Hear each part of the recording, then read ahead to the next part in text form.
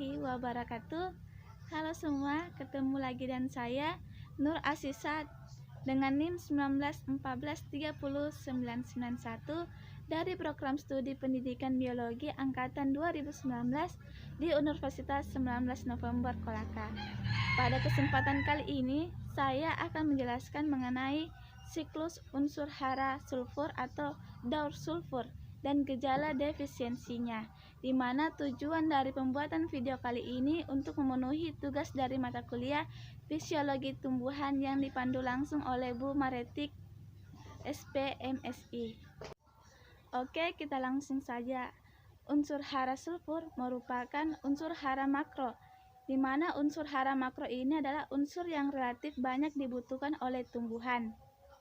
Siklus sulfur atau daur sulfur merupakan perubahan sulfur dan hidrogen sulfida menjadi gas sulfur dioksida, lalu menjadi sulfat dan kembali lagi menjadi hidrogen sulfida. Sulfur dapat ditemukan dalam berbagai bentuk.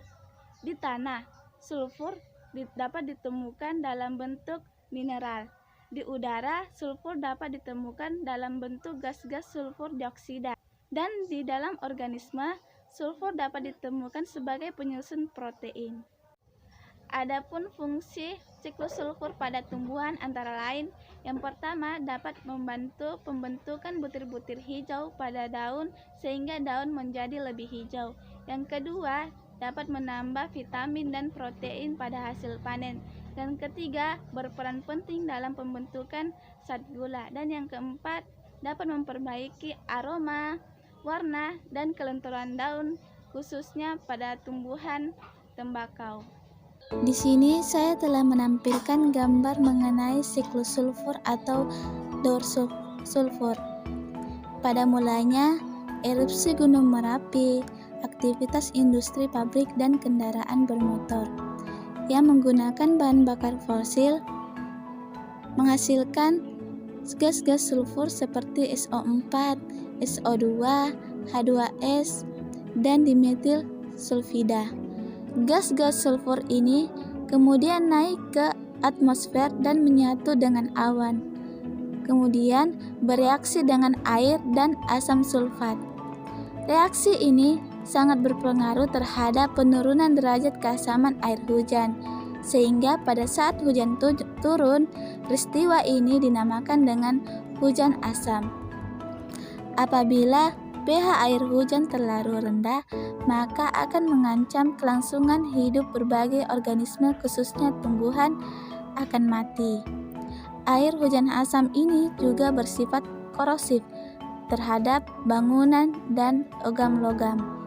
Kandungan sulfat yang dibawa oleh air hujan masuk ke dalam tanah, kemudian akar pada tumbuhan akan menyerap ion-ion sulfat itu dalam bentuk SO4 untuk digunakan mensintesa protein.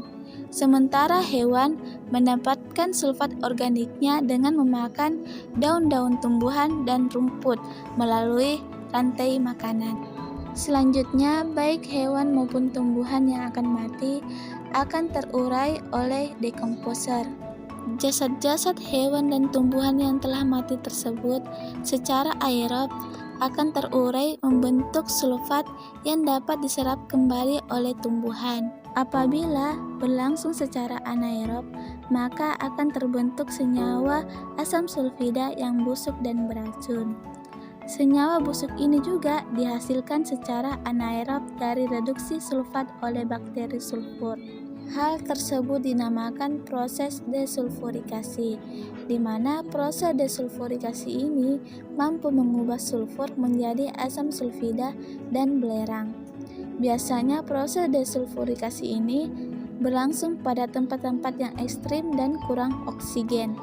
Kemudian jasad hewan dan tumbuhan yang telah tertimbun berjuta-juta tahun akan menjadi bahan bakar fosil yang mengandung gas sulfur, dan pada akhirnya kembali dijadikan sumber energi di pabrik maupun industri.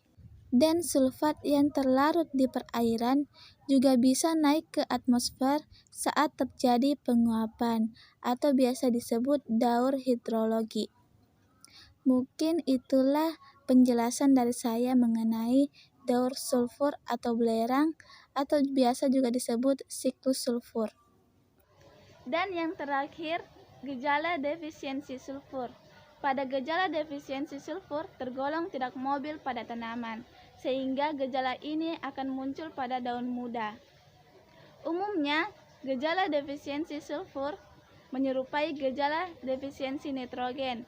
Perbedaannya terletak pada daun muda yang berwarna kuning pucat, sementara daun yang tua masih terlihat hijau. Kemudian pada tanaman legum, kekurangan sulfur akan mengakibatkan proses pembentukan bintil-bintil akar akan terhambat. Mungkin itu saja penyampaian materi mengenai siklus sulfur atau daur sulfur. Semoga bisa bermanfaat bagi kalian semua, khususnya yang menonton. Kurang dan lebihnya mohon dimaafkan. Billahi taufiq wal hidayah. Wassalamualaikum warahmatullahi wabarakatuh. See you next time.